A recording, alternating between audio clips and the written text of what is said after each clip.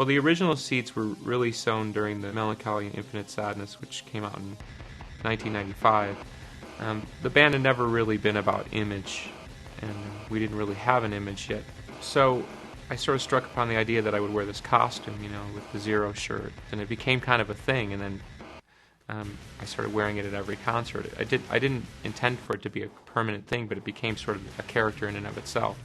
And that's when I really started to toy with the idea that I could sort of live an alter ego or an alter personality within the realm of being, in a band. Because I used to say to friends, there's Billy Corgan, like the one that you see on TV, and then there's me, Billy Corgan.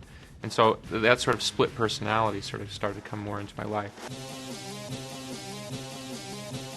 In trying to deal with the idea of June and who is June, I've dealt with everything from the idea of sort of the maternal Earth Mother to the modern-day feminist. So I've sort of run the gamut on trying to figure out what that energy really is.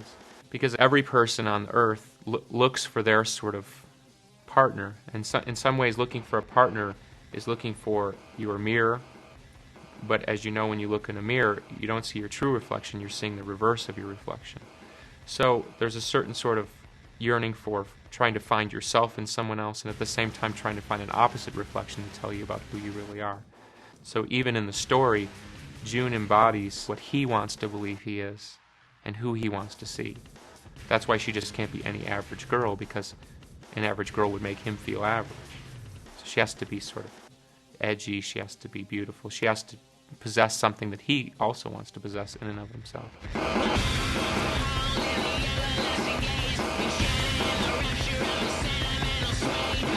As far as the writing of the story, I drew a mental outline based on sort of old fables, things like Faust. Try to see that they always were about some sort of redemption.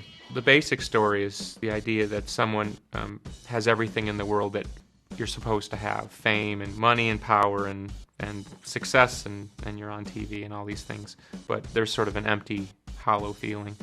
And thus begins sort of a search for some sort of redemption. In the story, Glass becomes consumed with the idea that he's being communicated to directly by God, and he tries to take this sort of idea publicly, and in doing so collapses the band, collapses his career, alienates all his fans, and then really loses all faith and figures that he never really had anything at all. And then in losing everything comes to the conclusion that he actually had it all along. So it's sort of a modern fable in the sense that sometimes you have to lose everything to realize what you have.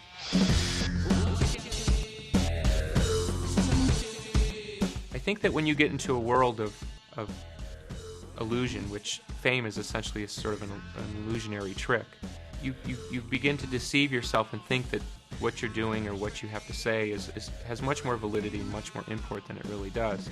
So what makes it sort of interesting, and what was interesting to write from the character point of view, is Glass sees God as an external thing, something that can be manipulated or something that can be gotten to or taken from. It's where Glass loses the concept that it's for everybody and starts to turn it into an egoistic thing that he begins to go off the rails. So it's not so much the message from God that's the twist and turn in the story, it's when he loses his bearing and perspective on who he is.